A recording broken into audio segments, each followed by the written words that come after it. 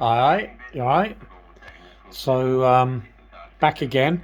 Going to give you a quick update on the radio and also a couple other things I've been working on. So let me just flip the camera around. So, first of all, how about this? Had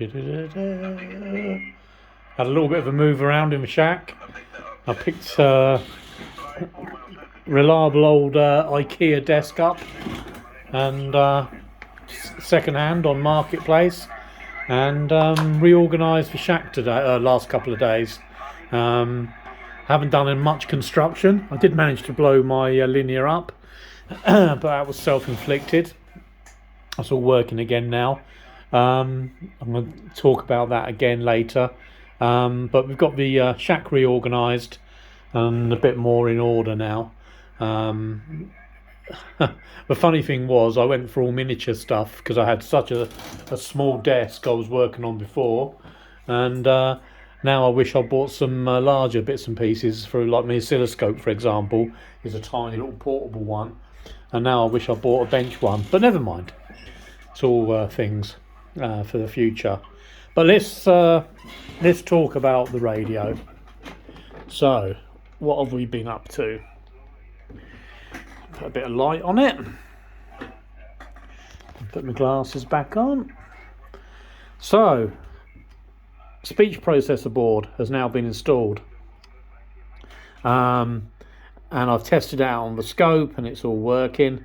I am going to have to slice a little bit out of here, which is a pain in the butt because I've already wired it in, so I'm going to have to do that in situ. I'm going to use Dremel for that, but purely because of my crappy Heath Robinson plug I made for the display. I really regret doing that now, but I'm in too far. What I should have done is not put a header onto the display, and I should have just put the ribbon cable straight onto the PCB and then just spent a few quid on a nice little plug for this end. I didn't, and it's too late now, so I'm going to have to live with what I've done. I don't want to hack the main board around too much this time. I did that on the white button, but I want to try and leave the main board intact as much as I can this time. And to make it all fit, I'm going to have to chop just a little bit out of there. This will be screwed up to the lid of the box. Luckily, the lid of the box has got a slight sort of dome to it, so this does all fit with the battery on top. That's an IRF 530 there. I've had to bang on the board because I did manage to break the original FET. When I say break it, I didn't blow it up. I managed to, I bent it so many times, backwards and forwards, moving it out the way. When I was test fitting, I managed to break one of the legs off, and I've got a new one coming for that. It should be here today, but the radio's functioning just on the 530. Something else actually, since I've put that transistor in, I've noticed an instability. I think it might have already been there, particularly on 10 meters, and it's something I'm going to have to look at when I get the real transistor back in it. But that's that. The front panel you've all seen. So I've had a couple of other little ideas too to go with this now. But I thought I'd just video document where we are with it at the moment. So one of the ideas I've had is I've never really liked the LM386, and I'm fed up of banging on about it really. You probably fed up of hearing me bang on about it. I'm not a fan of the LM386 audio chip at all, and could definitely do better. So searching around, I found this. It's TDA 2030, I think. What an old chip. Yeah, TDA 2030. Reminds me of back in the day, we used to see them in the old domestic stereos and stuff like that. But quite a nice little chip really. a little bit more refined than the 386 and certainly more capable. And the nice thing about it is as well, I need to check this, but I'm pretty sure from memory that the tab can be directly grounded. So the plan is to lose the heatsink and mount that up here somewhere on the cover to act as the heatsink. And then all I've got to decide is, do I leave the 386 in there and feed it via a volume control into this, or do I lose the 386 completely on the motherboard and bring it in directly into there? I guess it all depends on how much gain I have on the 2030. I can't really remember. And then I had another idea. And that was somebody on one of the forums on Facebook had come up with a nice little modification to his SDR. What he'd done is he'd used one of these step-up converters, something similar to this he'd used, and he was stepping up from a USB power bank up to 12 volts, so he could power his radio remotely from a 5-volt source, USB source. He hit a little bit of criticism because everybody's saying they're noisy, etc. But he'd done his fair play to the guy. He'd looked at his noise floors, etc. And he was quite happy to go ahead with it. And I think it's a great idea. I think it's quite a clever thing to do, as long as you're happy that it's not causing any increase to your noise floor or any ripples on your transmission. Why not? Quite a nice idea. And then it got me thinking. If you look at the circuit, now this is the circuit for a white button. We all know, instantly, let's just go backwards a minute. We all know that these hex FETs are capable of considerably more output power if you up the supply voltage. So how about this is the DC, let me just bring, there you go. Whoop. So there's the DC, let me find a pointer. There you go, scabby old screwdriver. So this is where the DC 12 volts comes into the final stage, and this is acting as an RF choke, L19. So how about you bring that choke off, and you put one of these converters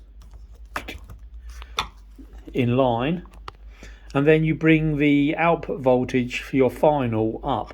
I realise this is for the white button with the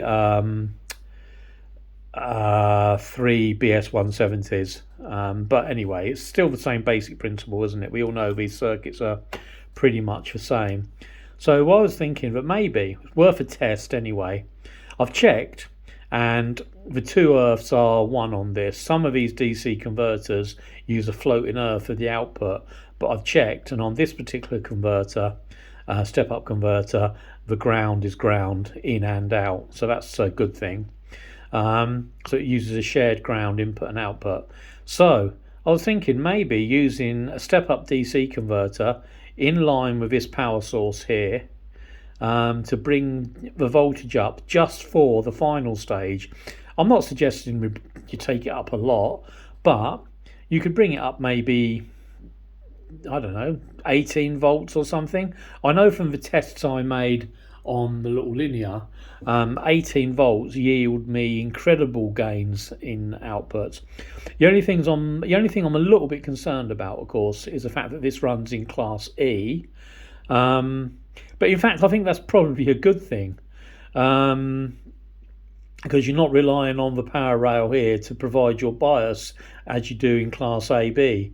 So class E is a completely different kettle of fish and relies on the amplitude of voltage as the driver, rather than a DC current flowing through it to make them linear, as I'm sure you all know.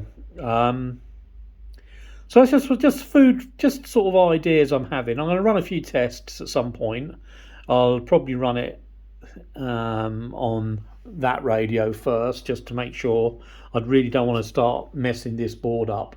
I've had a lot of hacking and bashing on the motherboard of this one, and it's something I'm trying to avoid on this one. I'd like to try and leave that motherboard as stock and as original as I can. But at the moment, I've made, apart from a RF tap for my pan adapter, apart from that, I've not done anything at all to this board. Oh, and I've taken the encoder off, haven't I, obviously. So that's the story so far on the radio. I'm going to do a little bit more today. I'm going to go outside in a minute and get the Dremel and chop a bit off of this horrible Vero strip. Get the Vero board, get rid of that to make it all fit together. Then I'm going to look at reliable fixing, looking at how I'm going to fix it all. And I say the nice thing is there is actually a nice cover which goes over the top of this, where I can mount this nice and securely with nuts and bolts, etc., and then bring the RF out the back. So that's where we're up to with the radio. I want to try and get it back together and functioning, even if I don't do the audio stage for now. I am going away next Friday, I think it is. I'm going away for a week or two in Romania, and I would like to take this with me and be QRV with it over there. So I'm probably not going to get too much deeper into modifying stuff now. I just want to get it up and running at the moment. But let me talk about something else while I've got it on. Something we touched on before. There was a correction I was going to make as well. I was watching the video last time and I can't remember what it was now. It'll come to me in a minute. Something I was talking about last time is my old faithful Chinese linear here. Yesterday, halfway through a conversation with a Polish guy, my output devices died completely.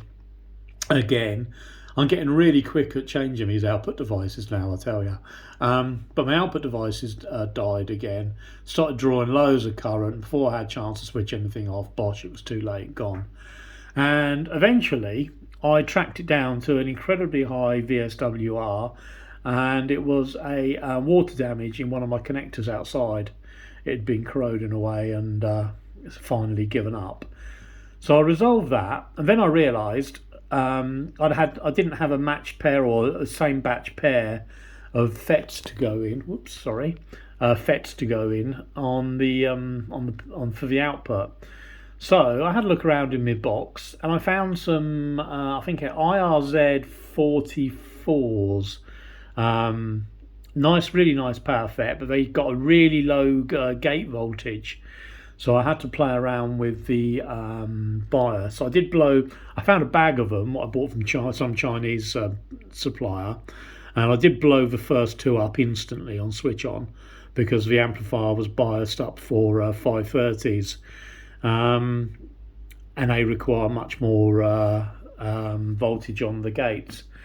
But anyway, long story short, after I realised what I'd done, put another pair in. And this pair of FETs now, I've got them biased about, with the relay, I'm looking at about 110, 120 milliamps. So let me just think, that's probably not about 40 milliamps quiescent current going through each one. And my God, what an incredible difference these things have made. I'm getting and nearly 100 watts out on 80 meters. Not that I've got an antenna for 80 meters particularly, but got 100 watts out on 80, about 70 on 40, and about 55, 60 on 20, which are my bands of interest really. We're very pleased with that. A nice little modification. I don't know if I'll stick with those transistors. Unfortunately, I've changed the output devices on this amplifier so many times. I've lost the pads now, and I've had to bodge it over that side. So I've lost the pads on the PCB. I might, for the sake of 10 quid, I might just buy another one and have it here as a spare. This was my sort of test one really. I did loads of tests with, and I've done too much to it now in terms of changing devices, and it's knackered all the pads. For the time being, I'm only actually using it on 15 meters. That's the bandpass filter for 15. I've got a couple of these, and when I want to change bands, I just have to solder them up. I need to put some connectors on or a switch. I haven't worked out how to do it yet. Another project for another day is to probably bang this into a box with a wafer switch and the whole set of filters, so I can switch between bands easily, but that's something I'm not really bothered about. I mainly work QRP anyway. I only ever switch this on when I'm struggling with a contact or trying to break a pile up. So I'm not really too that fussed about it at the moment. But just what I'd mention that anyway. IRZ. Let's have a look.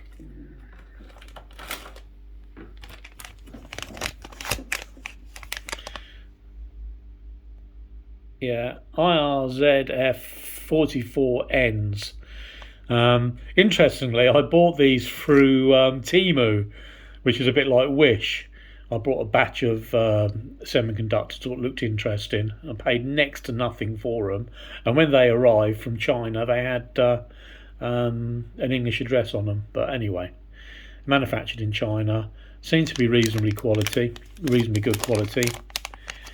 Badged up IORs, so if they are really IORs, then they were, a decent manufacturer.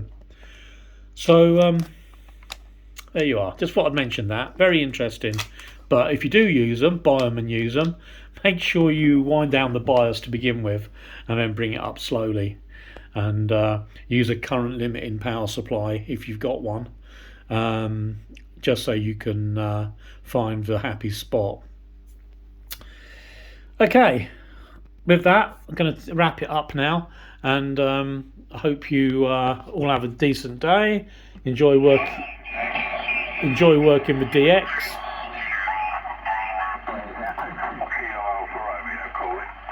There's been some interesting stuff recently. I'll just show you my logbook.